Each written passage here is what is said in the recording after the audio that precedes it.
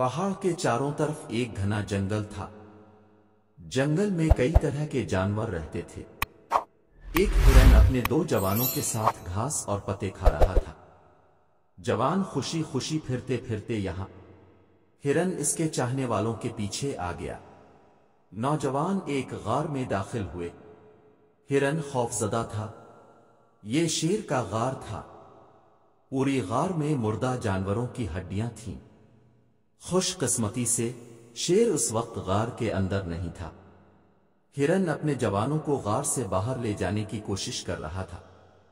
उस वक्त उसने एक तेज चीख सुनाई दी। उसने फासले पर शेर को देखा। शेर गार की तरफ आ रहा था। गार से बाहर जाना अब खतरनाक था। वो एक मंसूबा सोचती है।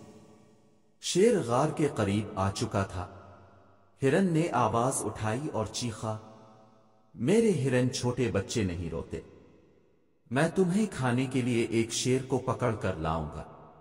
आप अच्छा खाना खा सकते हो। शेर ने ये अल्फाज सुने। वो परेशान था। उसने अपने आप से कहा, गार से ऐसी अजीब आवाज किसकी है? मुझे पकड़ने के लिए एक खतरनाक जानवर अंदर रह रहा है।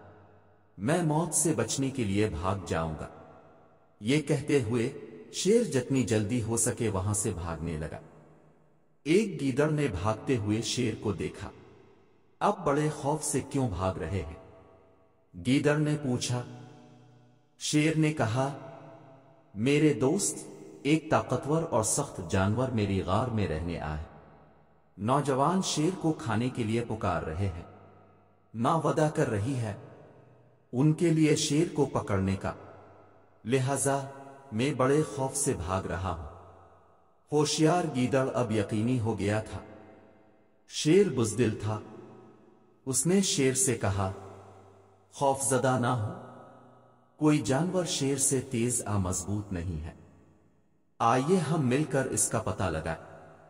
लेकिन शेर ने कहा, मैं मौका नहीं लेना चाहता हूं। आप भाग सकते हैं। मैं मरने के लिए तन्हा रह जाऊंगा, तो मैं आपके साथ नहीं आऊंगा। गीदड़ ने कहा, मुझ पर एतमाद करो। हमें अपने दम एक साथ मिलकर बताएं, तब मैं आपको छोड़ नहीं पाऊंगा। शेर इस तजवीज पर राजी नहीं हुआ। गीदड़ ने अपनी दम एक गिरा में बांध दी। अब वो एक साथ गार की तरफ चल पड़े। हिरन ने गांठ और शेर को एक साथ होते हुए देखा। उसने फिर आवाज उठाई। उसने गार के अंदर खड़े अपने बच्चों की तरफ चीखा, मेरे प्यारे बच्चों, अब देखो गीदड़ ने हमारे लिए एक शेर को पकड़ा है। उसने शेर की दम को अपनी दम से बांध दिया है। ये शेर को फरार होने से रोकने के लिए है। हमारे खाने के लिए आपके पास जल्द ही शेर होगा। शेर ने यह सुना। वो चौंक गया। उसे अब यकीन था गीदड़ ने उसे धोखा दिया। तो शेर ने अपने गार के अंदर खड़े खौफनाक जानवर से फरार होने का फैसला किया। उसने दौड़ना शुरू किया। वो गीदड़ के बारे में भूल गया था। उसने गीदड़ को पत्थरों और कांटों के ऊपर घसीटा।